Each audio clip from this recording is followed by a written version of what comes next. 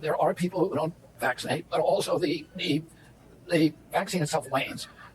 The vaccine wanes about 4.5% per year. So that means older people are essentially unvaccinated. He's right that vaccine effectiveness does wane, but he's wrong about the number. If it were 4.5% per year, then after around 22 years, the protection would be completely gone, as he says. But we know that in populations without existing immunity, measles is one of the most contagious viruses known to man, with each person infecting around 18 other people. So if all adults had no immunity, then any outbreak would spread out of control. I spent 15 hours pouring through measles studies trying to figure out where he got that number from. And the closest I could find was this paper from 1999 showing a roughly 4.25% drop in vaccine effectiveness per year. But we like to read the actual paper before jumping to conclusions. There are two main ways to measure immunity in this context. One is by looking at the amount of antibodies present in people's blood and seeing how that changes over time. The other is by looking at actual disease outbreaks, getting vaccination records, and modeling how it all spreads. This study did neither. It took a single snapshot of antibody levels in around 1,000 Canadian children. From this, they created a mathematical model that tried to fit the messy data into a prediction for how antibody levels would drop, based on the older kids having slightly lower levels than the younger kids. But they didn't do follow-up to see how the antibody levels actually dropped in a given child. And they made lots of what